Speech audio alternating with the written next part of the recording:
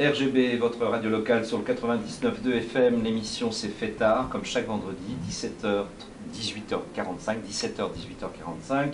Je suis un peu troublé puisque je ne suis pas dans le confort du studio habituel, mais là je suis accueilli de manière très confortable, je rassure à la fois les fidèles de cette émission et ceux et celles qui nous accueillent dans cette belle et grande maison, la MJC Les Terrasses à Conflans-Sainte-Honorine, c'est sur les Yvelines, dans le voisinage, à la lisière de Cergy-Pontoise, pour ceux qui n'auraient pas encore situé. Claude Pelas, directeur de la MJC Les Terrasses à Conflans, retour sur un petit peu ce qui fait la vie quotidienne dans cette maison.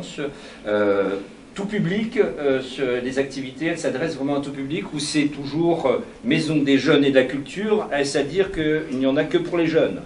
Cher ami, autorise-moi à te rappeler que la labellisation de MJC était maison pour tous, donc on accueille tout le monde, je crois que c'est important de le rappeler, c'est marqué dans nos fondements. Les années 80 rappelaient qu'une maison de MJC est une maison pour tous, même si les maisons étaient créées un petit peu à l'après-guerre, elles sont un mélange à la fois de catholiques et de communistes. À l'heure actuelle, on a 4 gros pôles de dynamique, un gros secteur jeunesse qui travaille beaucoup avec la ville de Conflans, et la ville de Conflans nous fait confiance là-dessus, et je crois qu'il y a un travail de partenariat d'échange de grande qualité.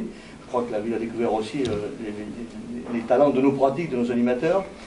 Ensuite, deux gros pôles, qui est le pôle musical animé par François Romengou, directeur adjoint de cette structure. Et ensuite, un troisième pôle jeunesse animé par Sandra Merveille, qui est adjointe de direction en charge du pôle jeunesse, où là, il y a un travail toute l'année quasiment. Notre dynamique s'adresse aussi à des gamins, bien sûr, toute tranche d'âge. On intervient aussi dans les quartiers, je crois que c'est important aussi, et on a des moyens d'action assez... On est un petit peu dans l'action-réaction, autorise-moi cela, même si ce n'est pas de moi. Aujourd'hui, c'est qu'on travaille toujours dans cette espèce de côté d'urgence, et qui fait aussi la qualité de notre travail, parce que c'est le problème de réagir à l'action. Oui, j'ai presque entendu animation d'urgence. On sait qu'effectivement, dans nombre de quartiers en France, dans nombre de villes, ça devient effectivement une nécessité d'être en capacité d'abord d'être à l'écoute, et ensuite de pouvoir répondre aux urgences. Est-ce à dire que ça se traduit uniquement par de la consommation d'activités, où là il y a de la conduite de projets, il y a aussi aider ces plus jeunes à se construire. On parle d'épanouissement personnel, pas simplement pour les plus anciens. On va au-delà de cet aspect consommation, et quand je dis urgence, c'est pas non plus occupationnel, c'est-à-dire que les projets chez nous peuvent être construits.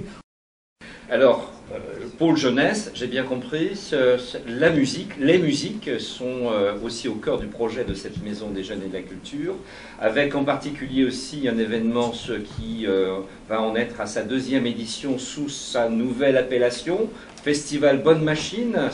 La prochaine édition, je crois, est prévue au mois d'avril 2013. Absolument.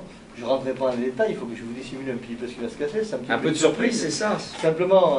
mais un avant-goût quand même. Tout à fait. Alors, dans l'appellation de Bonne Machine, prononcez-le comme vous voudrez, simplement, je crois que c'est déjà une vraie dynamique. Et là, un groupe de bénévoles qui nous accompagne déjà depuis des années, que François qui travaille beaucoup avec François. Oui, quand on parle du vivre ensemble, plus généralement, ça ne se décrète pas, ça s'organise, ça se nourrit, tant par l'épanouissement personnel, et ça c'est une des missions d'une maison comme la vôtre.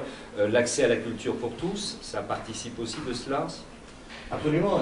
Au-delà d'une dynamique de consommation, parce qu'en même temps, il est bien qu'à des moments, il y a certains, allez, on va dire adhérents, militants. Qu'est-ce qui fait le plus de la MJC? C'est qu'au-delà de la dynamique, on peut fédérer une section chez nous, elle vit, elle a l'histoire. Je pense à la photo qui fait une magnifique exposition. Je pense aux arts plastiques qui font une belle expo. Je pense à la gymnastique volontaire qui fait des séances avec la de qualité. Franchement, au-delà d'une simple prestation ordinaire, alors c'est vrai qu'on demande un peu plus aux gens et les gens y viennent assez facilement. Et je crois que c'est aussi ça. Et notre force, c'est aussi ça d'être capable de dire on va créer des choses. Et puis il y a des choses qui s'éteignent aussi. On a une section de théâtre qui s'est éteinte comme ça, parce que c'était plus ceux des gens. Et ça aussi, il faut le respecter. On attend que si on n'est pas là pour pousser la consommation. Je ne suis pas là pour faire des chiffres, je dirais, je ne suis pas un VRP du concept de l'abonné dans une maison en constante évolution, comme le reste de la société finalement. Absolument, au-delà du fait qu'on est tous les ans proche, on présente quelques nouveautés, je crois qu'on en abordera tout à l'heure, tout ce qui peut saluer vivant. Et on a une amplitude d'ouverture qui est assez costaud, du lundi au dimanche soir parfois. Et je pense qu'aujourd'hui, ce lieu est vivant parce que dans l'actualité, il est dedans. Il y a des jours, je crois qu'on se demande comment ça fonctionne.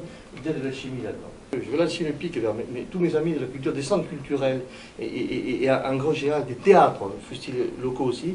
Laissez s'il vous plaît la place aux premières parties. Mettez des premières parties, effectivement. Nous, on est forcément des lieux de découverte, mais il faut qu'on ait des relais comme ça. Laissez le temps à ces jeunes de s'exprimer un moment. Laissez-les découvrir à des publics.